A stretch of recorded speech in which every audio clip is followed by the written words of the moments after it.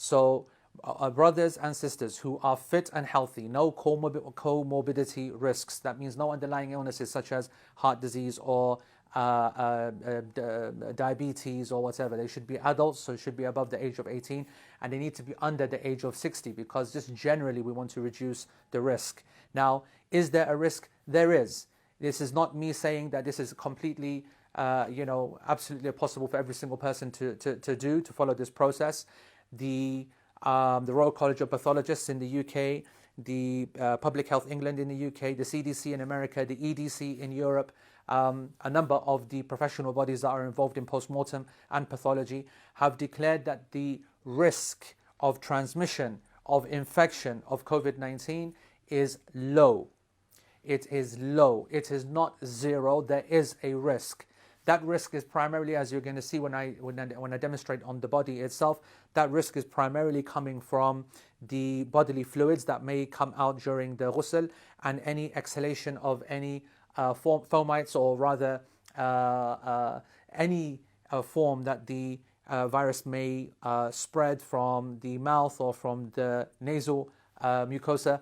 And for that reason, we want to make it clear that this is not without risk, which is why, of course, the guidelines from NHS PHE have excluded any vulnerable people, those who have these conditions or who are of elderly age. And of course, in our community, the majority of the people who fulfill this process are of the elderly, are 60, 65, the most experienced uncles and aunties or Masajid workers. And so they are out of the game immediately. So we need a load of volunteers to come forward, and you'll see details of that spreading over the next few days in preparation for the next few weeks. We're expecting this to become a very serious problem. Okay, so the next stage, I just want to show that now the body is now dry, just assuming that it's dry, and you've got the used dirty cloth which is there. What you will do is that you will get another towel, okay? So I want you to imagine another towel that you're using, a cloth, for example, and you will take that. This is, again, the Muslim funeral directors will be well used to this. They will know exactly what's going on here, and you will put that over the body like this. At this stage, then, you will then take, getting ready the bin, you will now pull away the cloth, the dirty cloth, pull it together in this manner, and just goes straight in. Okay, now this body is now covered, ready to be transferred. Now, different places will have a different apparatus. One of the best things is a body glide, which is a small kind of type of plastic that has hands that you can hold onto it, and it slides to the body here at an angle, and it allows two people very easily just to move the body on and to slide it straight across using the handles. Most places will not have that. So you will need to get your adjoining table or trolley with the Kafan on it ready. What will the Kafan be like? Here there will be no difference between what you will have in a normal setup. The normal setup will be that you will have your ties flat down first, so a tie of any sort, okay? And you can have as many as you want, but we normally have 3, for example. So you'll have that ready down on the trolley first, and then you'll have your first sheet, and for a male it should be a minimum of 3. So have your first sheet flat out across the bench, and then you'll have your second one, and then you will have your third one. So, although in this case we actually only have 2 because we're using the one over there, right? So now this is ready for the body to be transferred across. So if we can show that happening, okay, Atif and Ashraf. Okay, so again, very, very gently hold the head. It has to be the one which is supported most. Get yourselves ready and make sure that we just move in one go. And then very gently move across and put the body down. Okay, now, in this situation right now, once we have moved the body across, make ourselves some space. We're going to keep the protective material on, and now is the time that we can apply some perfume. Now the perfuming itself, this is something which is just from the adab, and there is no strict evidence for this, but you would take the perfume itself and you would apply it to the areas of sajda. Again, there's no reason to be unnaturally scared of the body. This is not right. And so therefore you would apply it to the head, which is the primary place of the sajda, and then you would apply it to the hands, and then likewise to the knees, just dabbing it on the knees, and then dabbing it on the feet. This is, as I said, is not strictly proven from the Sunnah of the Prophet ﷺ, but it's the action of the companions and the Muslims. And then you would then perfume the kafan itself, the different layers, in a general way. You can just put perfume down in that manner too. And now at this stage, we'll then do the kafan as per normal. There is no reason that the kafan will not occur as per normal. The first sheet will come and will go over the body from this side, and then you will then do the same with the same sheet on the other side to create that first part. Once you've brought that second sheet over, the second side, of the first sheet over itself, then you can now pull out the one that was covering the aura itself. Okay? That then comes out, and then you will then just ensure that you will then do the process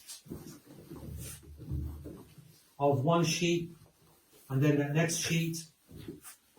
So then you will do this.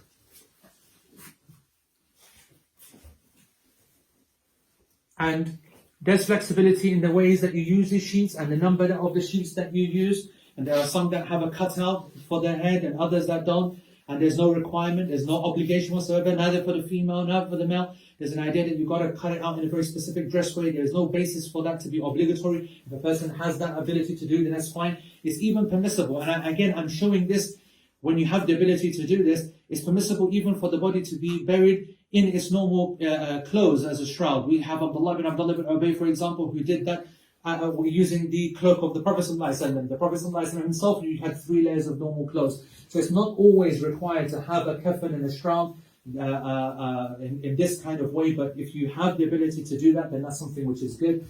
Once the body has been covered properly and completely and sealed, then you will use then the ties to then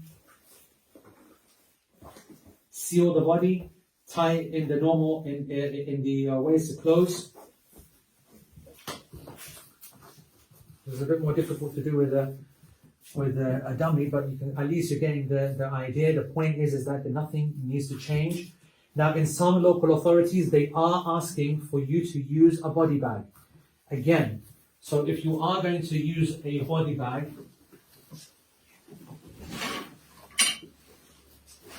then the body bag itself, you will know that in advance. If you are meant to be using the body bag itself, then the body bag should have been the last layer underneath.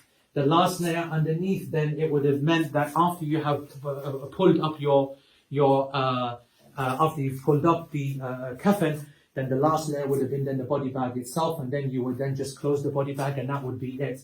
The body has now been completely sealed, and that is what is required. Again, this is something which is fine with our level of PPE, something which is permissible. The risk, as the documents, and I keep banging on about this, because we have to appreciate the balance between fulfilling the basic rights of the deceased, the Muslims, and then also making sure that we are safe and not, we recognize that we don't have the luxury to do the full ghusl that we want to as per the Sunnah. Now, what I want to say is this, in closing of this process. I've done this without the mask, but you have to assume that I'm wearing goggles, that I'm wearing a mask and so on.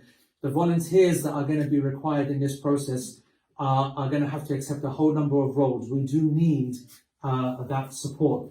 We need support for people just to be doing the washing, for example. We also need people to just be doing the transferring of the body to the coffin. When it goes into the coffin itself, we need people just to be then going back and forth from the cemetery, and they don't actually even come in. We have a team that would go and just be bringing the body from the mortuary. And so at each point, we need people to be ready to be called up and help in this process. So when you see this call for action, this appeal for volunteers, please contact your local Masajid or those that have washing facilities that you know. From this moment, you'll start to see numbers of main people who will be acting as hubs that will be telling you where to go, what to do. We need every area of this country to be organized and to be working together, regardless of your background or your madhab or whatever, to ensure that the deceased are given this basic minimum covering. Now, one thing I will say, imagine you have no access to any PPE, and this is not what we call PPE, frankly, okay? The need in the country at this moment in time is for real proper stuff, okay? But let's say that you do not even have access to any kind of apron, or you don't have any volunteers in your area, and there's too much fear, and so on and so forth. Is all of this required? The answer is, if you cannot keep yourself safe, if you are feeling too worried, then it is permissible for you just to do tayammum upon the body. And tayammum upon the body would effectively be, the body would be, would go back to the original position, as you're going to see now in the in this next section. So a couple other scenarios. Let's imagine that you have no access to any washing facilities whatsoever, or you don't have a volunteer team to be able to help you. You're by yourself, or there's a bare minimum number of people.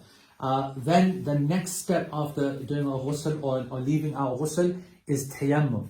This is a mistake to think that the next stage would be to wipe over the bag itself. No, the next step would be tayammum, because you don't have access to water or the washing facilities. In the case of tayammum, you would have your gloves on, okay? You would still have your mask on, you'd still have your goggles on, that's fine. The apron itself, if you want to, that's fine, but it's not a requirement. This might even be happening at the mortuary in the hospital. With your gloves, you would strike a surface, whether you have a brick outside, a wall, or the floor outside, all of that is sufficient. You would strike the surface, you would open up the body, as we explained before, in a minimal way to make sure that the awrah is not uncovered, and then you would strike the surface, bismillah, hit the surface, and then you would wipe the hands, first of all, of the deceased, right hand first, then left hand, and then you would gently wipe over their face, okay? This is the next step beyond not being able to make ghusl. If the situation was that you're not allowed to open the bag for some reason, and it is possible that some local health authorities in an area or in some countries, they will say you're not allowed to open the bag for legal reasons, then in this case, and only in this case, is it permissible for you to make masah over the bag or do nothing at all. I just want to explain this point a little. Once you've not been allowed to open the bag, it means you're not allowed to do what's obligatory, which is ghusl and tayammum. In principle, there's now nothing left to do. The fact that some scholars and MBC guidelines, we say it as well, is to wipe over the bag is only to do something. Something which is based upon an analogy on what we do when we wipe over our socks. So here would be wet hands, damp hands, and then you would, from the top to the bottom, just wipe over the bag. And that's it. But if you did absolutely nothing, it would make no difference, because by you deciding that you're wiping over the bag, you've actually left the two original rulings that are meant to happen. So if there is some incredible fear, or there are no volunteers, there's no one who knows what's going on, there is a legal directive that you're not allowed to open the bag, then that is something which can be done as a last resort, which is just to wipe over the bag, or frankly, nothing at all, and then it's straight then to be buried. The Salatul Janazah will occur in the graveyard itself. The Imam will stand with the male towards the head of the body. You can put the coffin in front of you where it's meant to be buried. The Imam can stand towards the head, towards the Qibla. If that's the Qibla, that direction, the Imam would stand here, and then the people would then stand behind, separated physically to maintain physical distancing. Increase the number of rows, 3, 4, 5 rows of 1 or 2 people standing in each row, and the body then will be buried as per normal. With respect to the PPE that's being used by the ambulance drivers and by the people who are burying it, it's only gloves that are required, and a mask is more than enough. There is no extra requirement according to PHE and NHS guidelines. Okay, so then it comes to the actual coffin itself. Now, obviously in this country, the vast majority of local health authorities insist upon using a coffin. This is why it's also very important as part of this appeal to make sure that we take opportunity, lobby our city councils to give us land for Muslim burial grounds, actually dedicated Muslim burial grounds, and not sections in non-Muslim graveyards, so that we don't have to then be held to these in principle impermissible aspects. But of course, because it's the law, then we will use it. So we have a coffin here that you will transfer the body to. Again, maximum no more than 3 or 4 people. So Atif, if you just also lean across, this is how it would happen. Again, 1, 2, and 3. Gently then move the body to the coffin. itself, okay? And then when the coffin is sealed, we do not expect this to be opened again. We do not want to be showing the face to mourners. Family members will be in self-isolation. We don't want them to be around in the area of the washing. We also don't want the public to be here either. When it comes to the funerals itself, the numbers are being restricted to 5, 10, and maximum 15 with physical distancing involved. This now needs to be disinfected. The people who are involved in the washing are best placed to do it. So 4 parts of water, 1 part bleach, or 100% alcohol. So you will then get your cloth or whatever it is, dunk it in, and make sure that every single part of this coffin is now absolutely clean and disinfected. Okay, this now is ready now for the rest of for the team now to take out and to bury. And for those people, they don't need suits, they don't need aprons, they don't need goggles. All they need is gloves, and that's PHE guidelines. And if they wear a mask, then there's plenty of evidence now to show the excellence of wearing a mask just to protect yourself and others from yourselves, and for any other possible risk of infection or any other infection source. They can then take this and they can now take it to the ambulance or the vehicle and take it to the graveyard. This video has been produced to ensure that everything that we're saying is per those guidelines. We're not asking people to take any unnecessary risks. We appreciate that people are worried and scared, but we also want to try and balance that with the right of our deceased. Not one is to be prioritized over the other. There needs to be a balance, and we hope that this video, inshallah, will encourage you to ensure that your deceased and those that you do not know are receiving their rights, that you volunteer and offer yourselves your financial support, but more your physical support, your availability to help these centers, these masajid, those that have the ghusl facilities, and be aware that you can be called up at any time to be just transferring bodies or just wiping down surfaces. This area will need to be now cleaned as well, so everything now needs to be disinfected. That might be your job, and it's a great and noble job in a time of need. We ask Allah subhanahu wa ta'ala to make this trial easy upon the Muslims. We ask Allah subhanahu wa ta'ala to accept it from all those that are working for His cause and working for the sake of the Ummah. Jazakumullah khair. Wassalamu alaikum wa rahmatullahi wa barakatuh.